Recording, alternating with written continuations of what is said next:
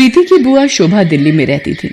प्रीति के पिता धनराज चाहते थे कि प्रीति अपने कॉलेज की पढ़ाई शहर में अपनी बुआ के घर रहकर ही पूरी करे। प्रीति, तुम्हारी बुआ ने सोनिया के कॉलेज में बात कर ली है। तुम अपना सारा सामान पैक कर लो, कल सुबह की तुम्हारी बस है। प्रीति, शोभा दीदी बहुत अच्छे स्वभाव की हैं, वो तुम्हारा पूरा ध्यान रखेंगी।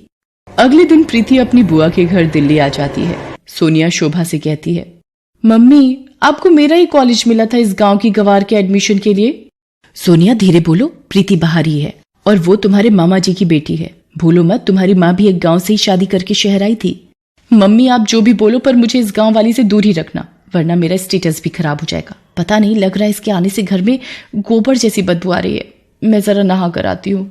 प्रीति सोनिया के कमरे से आती आवाजों को सुन तो रही थी, पर अपनी बुआ के निर्मल स्वभाव के कारण वो उस वक्त चुप रही। अगले दिन प्रीति कॉलेज जाने के लिए तैयार होती है।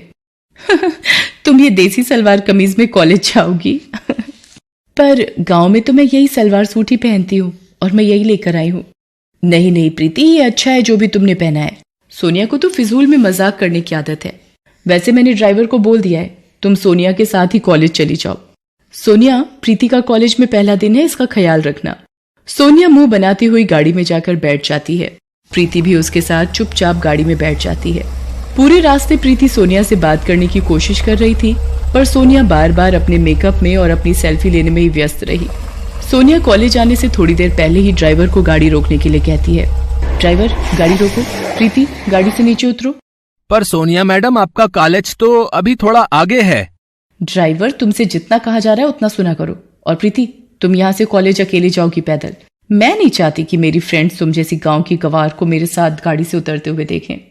सोनिया प्रीति को गाड़ी से उतार देती है और गाड़ी आगे चली जाती है। प्रीति अकेली सड़क पर पैदल ही कॉलेज तक पहुंचती है।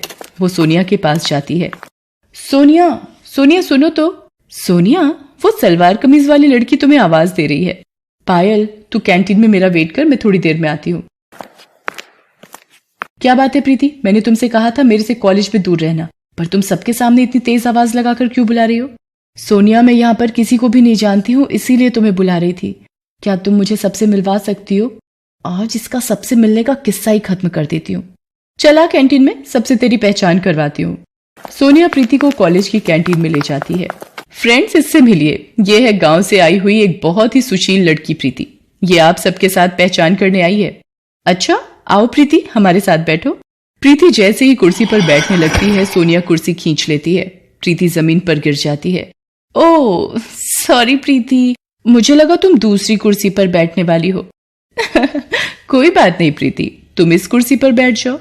बेचारी प्रीति को अपमानित करते सोनिया को जरा भी लज्जा नहीं आ रही थी। कॉलेज के सभी लड़के लड़कियां प्रीति पर हंसने लगते हैं। सोनिया प्रीति को रोजाना ही परेशान करती रहती थी। कॉलेज में ही सोनिया का एक दोस्त था मोहित, वो भी बहुत ही बिगड़ा हुआ लड़का था। एक दिन, सोनिया, आज शाम की पार्टी में क्लब आ रही हो ना? देखो कोई बहाना नहीं चलेगा, आज मेरा जन्मदिन है और तुम बिल्कुल मना नहीं कर सकती हो। हाँ मोहित, तुम मेरे बेस्ट फ्रेंड हो, मैं तुम्हारे जन्मदिन की पार्टी में जरूर आऊंगी। सोनिया मोहित की बर्थडे पार्टी में जाने के लिए तैयार होने लगती है। सोनिया, प्रीति को भी अपने साथ लेती जाओ। जब से वो शहर आई है एक बार भी कहीं घूमने नहीं गई और मैं तुम्हारा नो नहीं सुनूंगी। ओके मम्मी, पर इसे बोल देना अपने सलवार सूट में ना जाए, कोई जीन्स और कुर्ती पहन ले। प्रीति भी सोनिया के साथ क्लब की पार्टी में चली जाती है। सोनिया प्रीति को एक टेबल पर बिठाकर मोहित और उसके दोस्तों के बीच चली जाती है। Hello Sonia, thank you so much, तुम मेरी पार्टी में आ गई, मानो 4 चांद लग गए। आओ डीजे पे डांस करते हैं। सोनिया मोहित और उसके दोस्तों के साथ डीजे पर डांस में व्यस्त हो जाती है। प्रीति पानी लेने के लिए काउंटर पर जाती है। तभी, कितनी गोलियां डाली हैं ड्रिंक में? बेफिक्र रहो, इतनी गोलियां डाल दी हैं कि सोनिया को सुबह तक होश नहीं आएगा। ये लोग सोनिया के बारे में क्या बात कर रहे हैं? उसे क्या पिलाने वाले हैं? मुझे सोनिया को बताना ही होगा, ये जरूर सोनिया के साथ कुछ गलत करने वाले हैं। मोहित सोनिया के लिए ड्रिंक लेकर जाता है। प्रीति सोनिया से कहती है, सोनिया, इन्होंने इस पानी में कुछ मिलाया है, तुम इसे मत पीना। ये क्या बकवास कर रही हो? सोनिया, ये लड़की कौन है? कॉलेज में भी ये मेरे साथ चिपकने की कोशिश कर रही थी, मैंने इसे भाव नहीं दिया तो अब ये तुम्हें मेरे खिलाफ भड़का रही है। बिल्कुल गांव की गवार लड़की है ये। तुम इसे मेरे बर्थडे की पार्टी में ले आई हो और ये सारा मजा किरकिरा कर रही है। मेरे से बहुत बड़ी गलती हो गई जो मैं तुम्हें अपने साथ इस पार्टी में ले आई। अभी के अभी ऑटो करो और यहाँ से रफा दफा हो जाओ। इस पार्टी में मुझे तुम्हारी शक्ल ना दिख जाए। गार्ड, इस लड़की को गेट से बाहर कर दो।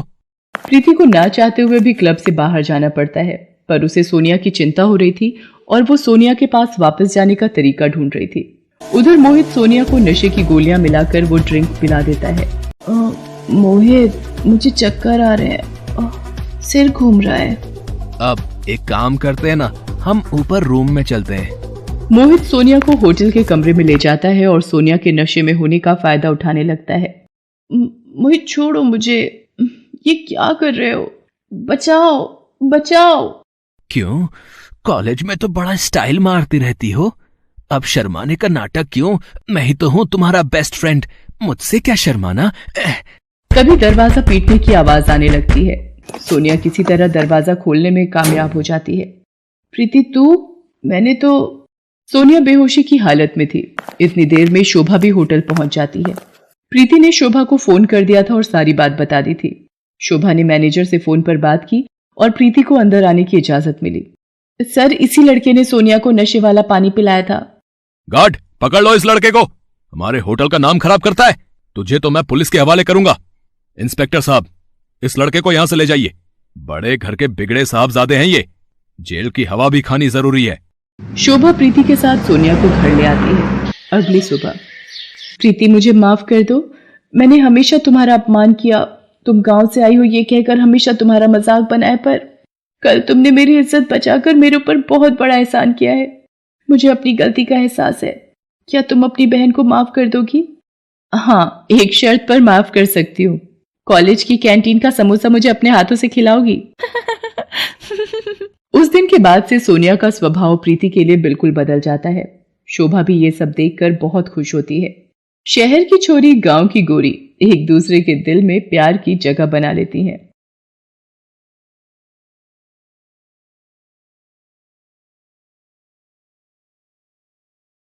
सरला अलीगढ़ शहर में रहती थी। सरला के पति की बर्तनों की फैक्ट्री थी। सरला के दोनों बेटे मानव और मोहित अपने पिता के साथ ही फैक्ट्री संभालते थे। सरला के दोनों बेटों की शादी हो चुकी होती है। सरला की बड़ी बहू रीमा एक अमीर घर से आई हुई थी। रीमा शादी के बाद बहुत सारा दहेज भी साथ लेकर आई थी, इसलिए वो और ज्यादा अपनी अमीरी पर इतराती थी। सरला की छोटी बहू दीपा बहुत ही गरीब घर से आई थी। मोहित की शादी उसके पिता शशि नारायण की मर्जी से हुई थी, क्योंकि शशि नारायण ने अपने मित्र यानी कि दीपा के पिता को मरते वक्त वचन दिया था। दीपा बहुत ही संस्कारी बहू थी, पर वो अपनी सास सरला की जितनी मर्जी सेवा कर ले, सरला फिर भी रीमा के ही गुण गाती रहती थी। दीपा को सरला हर वक्त ताने देती थी। शशि नारायण सरला के स्वभाव को जानता था। सरला का अमीर और गरीब बहू में फर्क करना लगातार बढ़ रहा था। इसी वजह से रीमा भी दीपा को हर किसी के सामने बेइज्जत करती रहती थी। सरला का जन्मदिन आने वाला था। सरला के जन्मदिन पर रीमा और दीपा दोनों के परिवार वाले आते हैं। रीमा के माता पिता और भाई सरला के लिए ढेर सारे महंगे उपहार लाते हैं। रीमा का भाई सरला को उपहार में महंगा फोन देता है, जिसे देखकर सरला खुशी से फूली नहीं समाती। तभी दीपा की माँ और भाई सरला को बेडशीट, साड़ी और फलवा मिठाई उपहार में देते हैं, जिसे लेकर सरला मुंह सिकोड़ने लगती है और एक तरफ रख देती है। दीपा शर्मिंदगी महसूस करती है। तभी शशि नारायण वहाँ आता है। अरे दीपा बहू, अपनी माताजी और भाई को कुछ खिलाओ पिलाओ, दूर से सफर करके आए हैं। सरला के व्यवहार को सभी जानते थे कि वो रीमा के मायके वालों को ज्यादा पूछती थी। एक दिन अचानक शशि नारायण की तबीयत बिगड़ जाती है और हार्ट अटैक से शशि नारायण का देहांत हो जाता है। अब रीमा हर वक्त सरला को दीपा के लिए भड़काने लगी। वो अपने पति मानव से बोली, मानव, पिताजी मरते वक्त ये घर माँ जी के नाम कर गए हैं और फैक्ट्री का आधा आधा हिस्सा आपके और मोहित के नाम। आप मोहित को फैक्ट्री का आधा हिस्सा देकर रफा दफा करो। बाकी घर कैसे अपने कब्जे में लेना है वो मैं अच्छी तरह जानती हूँ। आखिर तुम ऐसा क्या करने वाली हो, कुछ पता तो चले। बस तुम देखते जाओ मेरा खेल। माँ जी, आपको तो पता ही है इस दीपा के मायके वाले कितने भिखारी हैं। कहीं ऐसा ना हो बाबूजी के द्वारा दिया गया फैक्ट्री का हिस्सा अपने मायके वालों पर उड़ा दे। मोहित तो वैसे भी सीधा है, इसकी मीठी मीठी बातों में आकर फैक्ट्री दीपा के मायके वालों के नाम ना कर दे। और माँ जी, आपने तो हमारे साथ ही रहना है। आप तो जानती हो मेरे मायके वाले कितने अमीर हैं। मेरे लिए ये फैक्ट्री और घर कुछ भी नहीं, पर आपकी जान की सुरक्षा के लिए आप एक काम करो, ये घर मेरे नाम कर दो। रीमा धोखे से घर अपने नाम करवा देती है। सरला घर के कागजात पर साइन कर देती है। रीमा के कहने पर मानव मोहित से कहता है, मोहित देख, अब पिताजी भी नहीं रहे तो आगे हम दोनों का भी परिवार बनेगा। फैक्ट्री बेचकर दोनों आधा आधा हिस्सा बाबूजी की जायदाद के हिसाब से रख लेते हैं। तुम अपने लिए कोई घर ढूंढ लो, इस वक्त अलग होना ही सही रहेगा। पर भैया, ये घर तो माँ के नाम है ना? नहीं मोहित, मैंने ये घर रीमा बहू के नाम कर दिया है और मैं इन्हीं के साथ रहूंगी। ठीक है माँ, जैसी आपकी मर्जी। मैं कल ही दीपा को लेकर अलग रहने चला जाऊंगा। मोहित और दीपा दुखी मन से अलग घर में रहने चले जाते हैं। उन दोनों के जाते ही रीमा अपने रंग दिखाने लगती है। एक दिन वो सरला से कहती है, माँ जी, मैं और मानव आज मूवी देखने जा रहे हैं, तो आप खाना बना लेना, हमें आने में थोड़ी देर हो जाएगी। सरला उनके जाने के बाद रसोई में खाना बनाने जाती है। इतने वक्त बाद खाना बनाते हुए उसे दीपा बहू की याद आ जाती है कि दीपा सरला को गर्म गर्म रोटियां सेक कर खिलाती थी। सरला रोने लगती है क्योंकि आज वो अपने आप को अकेला महसूस कर रही थी। अब तो रीमा घर के काम भी सरला से ही करवाने लगी। एक दिन, माँ जी, मैंने आपसे बोला था कि झाड़ू पोछा सुबह जल्दी उठकर कर लिया करो। आप इतनी देर तक सोती रहती हैं, तो घर के काम निपटाने में तो पूरा दिन लगा दोगी। बहू, वो कल रात में बीपी थोड़ा बढ़ गया था, तो दवाई लेकर सोई थी। तो क्या हुआ, बीपी तो बढ़ा था, कहीं जान तो नहीं गई जो इतना नाटक दिखा रही हो? काम से बचने के लिए इस घर में रहना है तो टाइम पर काम करना होगा। रीमा बहू, तुम तो ऐसी नहीं थी, और ये घर मेरा है, मैं यहाँ से नहीं जाऊंगी।